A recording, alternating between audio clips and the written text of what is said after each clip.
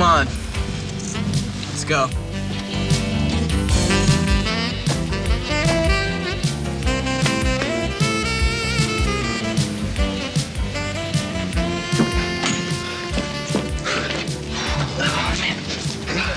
Oh, God. I gotta get to class. Yeah, me too. I'll catch up with you tonight.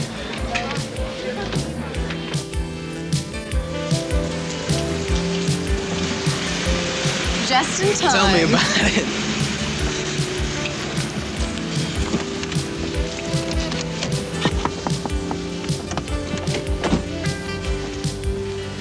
You know, Mark, you don't have to shower just to come to Driver Ed. Very funny. Okay. Okay, Janet, let's go out and make a right on 11th Street.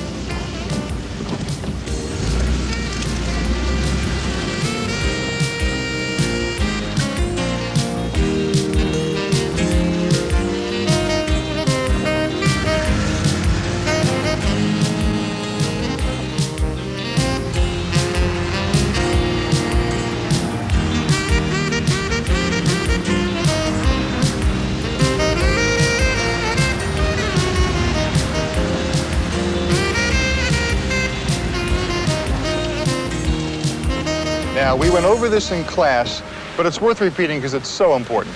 The first thing to remember about driving in the rain is to reduce your speed and leave a huge distance between yourself and the other cars.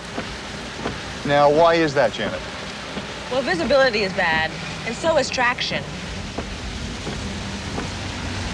Look at that tailgater. The guy probably has a death wish.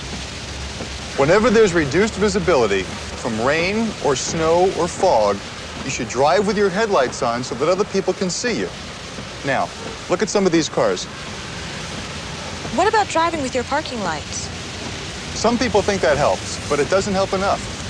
There is no time where you should drive with just your parking lights on. Well, how about in fog? You might think you can see better in fog without your lights or with just your parking lights on. But what about the other drivers seeing you? All right, your headlights serve two purposes. They light your way, and they make you more visible to the other drivers. Just take a look. Our headlights don't help our visibility much. But look how much better we can see other cars. And that's real important in fog. Well, what about using your brights? That can make visibility worse. See, the light isn't just brighter, it's at a higher angle, and it just bounces back at you. So it's simple. Always use your low beam and never adjust your parking lights. Look, if the fog is thick, it's smart to get off the road. I mean, pileups happen because people just can't see far enough ahead. Lights or no lights. All right, Janet, try to ride your brakes lightly for a couple of seconds. Brake with the left foot and keep your right on the accelerator. This is one of the few times you should brake with the left foot. Now, why am I asking you to do that? To dry out the brakes because we went through a puddle. Good.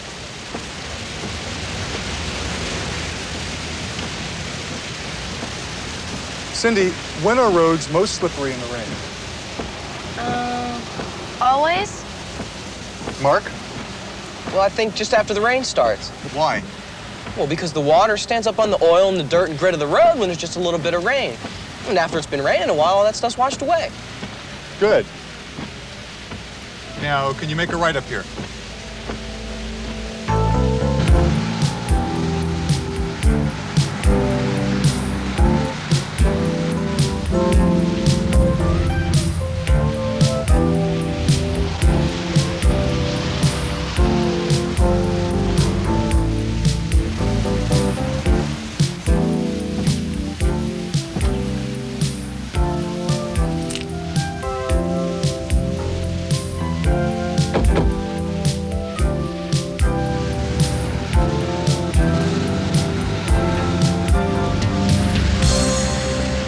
Is it okay to use cruise control when it's raining? Sure. Anyone else? Well, you shouldn't use it anytime it's slippery. Why not? Because if you feel yourself slipping, you can't reduce your speed by taking your foot off the gas pedal. I never heard of that. That's true. Using cruise control in rain, ice, or snow can cause accidents. Now, if you're not using the cruise control, you can slow down by just easing your foot off the gas. And you'll do it a lot faster than turning off the cruise control with your hands. Well, can't you just tap the brake quickly? Even that fraction of a second can be critical. Look, if you started to skid, hitting your brakes can just make it worse. Now, if you want to maintain control, you just won't use cruise control when it's slippery. And the only time you should use it is when you're on a dry highway and there's little traffic.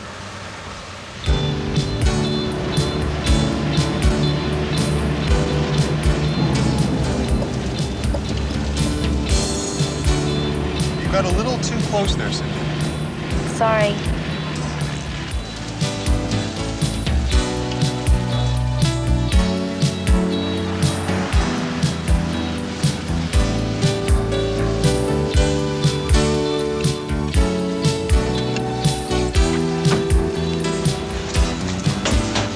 I'm gonna go find Walker, see if he can give me a ride. See ya.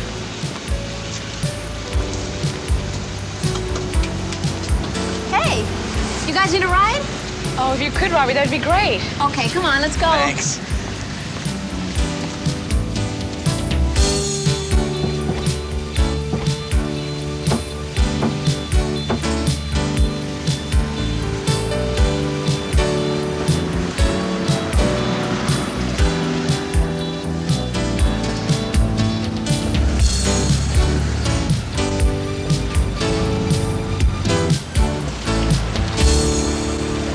Well, you know, Robbie, you can drive faster. You got front-wheel drive. Front-wheel drive might give you traction, but the roads are still slick. And you know, you need just as much room to stop. Sometimes front-wheel drive gets people overconfident. See the tracks the car in front of us is leaving? Yeah? I'm trying to stay in them. Why? For traction. Come on. It's true, Mark. Now, how can it do that? You ever heard of hydroplaning? Yeah. If there's a film of water between your tires and the pavement, you're not going to get any traction. The faster you go, the more likely you'll hydroplane. Your wheels will spin and you'll lose control. You might not know it's happening till it's too late. It's a scary feeling. If you stay in the tracks of other cars, there's less water there, and you'll be less likely to hydroplane. But don't just follow the tracks. They could cross lanes, even go off the road. You've got to see the big picture at the same time. You two are worse than Mr. Gerard.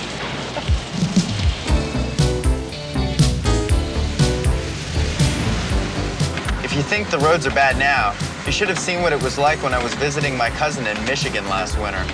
Yeah, my brother says driving on ice and snow is pretty weird. You have to handle the controls more gently, or else you'll skid. And if you skid, you have to know how to get out of it. What happens in a skid is that the back of the car tries to pass the front of the car. That'll turn you sideways or even all the way around. So what do you do?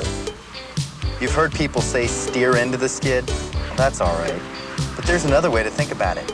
Just steer the front of the car so you keep it ahead of the back of the car. It might sound stupid, but it works. What about pumping your brakes?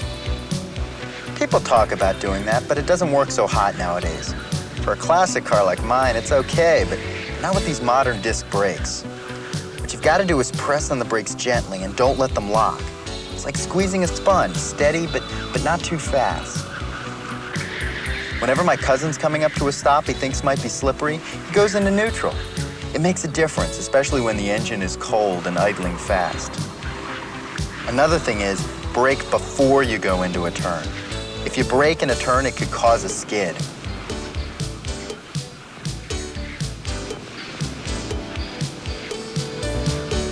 If you feel the wheels lock, let off the brakes and gently press on the pedal again, but not too hard.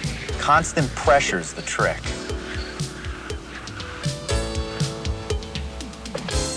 Mr. Gerard said that the best way to deal with skids is to avoid them.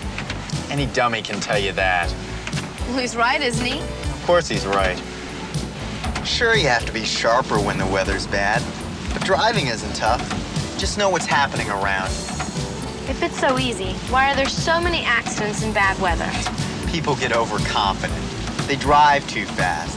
It doesn't take much brains to figure out you've got to do things a little different.